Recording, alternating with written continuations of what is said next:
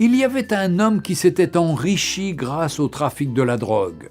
Ses nombreux crimes concernaient essentiellement ses concurrents qu'il n'hésitait pas à tuer. Mais à chaque fois qu'il comparaissait au tribunal, il était toujours innocenté. Son secret ? Il avait un très bon avocat. Ce dernier était capable de convaincre n'importe quel jury de l'innocence de son client, quel que soit le crime dont il était accusé. Après chaque procès remporté, l'avocat exhortait son client d'abandonner ses crimes et de changer. Ce dernier rétorquait « Je te paie pour me défendre, pas pour me conseiller ». Un jour, il fit tuer un homme qui courtisait sa femme. La punition pour ce crime était la réclusion à perpétuité ou la condamnation à mort.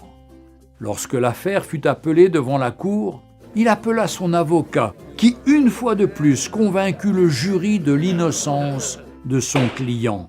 En effet, bien que l'affaire fût difficile et malgré de nombreux témoignages et de preuves, il gagna le procès et son client rentra chez lui tranquillement.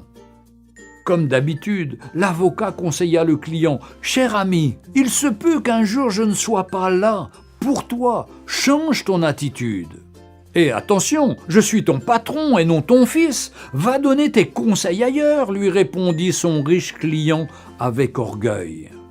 Un jour, il récidiva en tuant un pasteur qui militait contre le trafic des drogues. Mais quelque chose s'est passé, bien que l'affaire était difficile et très compliquée. Mais il était tellement sûr de son avocat qu'il appela ses amis, ses parents, sa femme et ses enfants pour assister au procès afin de voir comment il va humilier les juges et le ministère public. Alors qu'il se rendait au tribunal, il appela son avocat. Ce dernier lui rassura qu'il était en route et qu'il arrivait déjà.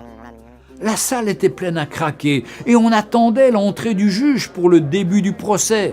Et lorsque l'huissier fit lever l'assistance pour l'entrée du juge président, le trafiquant de drogue fut glacé de constater que c'est son avocat qui est sur le siège du jugement en tant que juge président de la cour.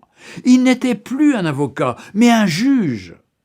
Lorsqu'on annonça l'ouverture du procès, le juge leva la tête et dit « Hier, j'étais votre avocat, donc je me suis battu pour vous, même lorsque vous étiez coupable. Mais aujourd'hui, je suis un juge et mon jugement doit être équitable. » Les larmes aux yeux, l'homme riche supplia le juge, mais celui-ci lui répondit « Tu as eu ta chance lorsque je te donnais des conseils, mais tu ne m'as jamais écouté et tu n'as jamais changé de vie. Désormais, tu subiras la rigueur de la loi. » L'homme fut condamné à mort pour assassinat et trafic de drogue. Chers amis, toi qui pratiques le péché, le mensonge, l'hypocrisie, la fornication, les meurtres, l'animosité, les querelles, l'occultisme, l'alcoolisme, etc., etc., aujourd'hui, Jésus-Christ est ton avocat auprès du Père. Il te conseille de changer, de te repentir, de te convertir avant qu'il ne soit trop tard et que tu rejettes sa voix.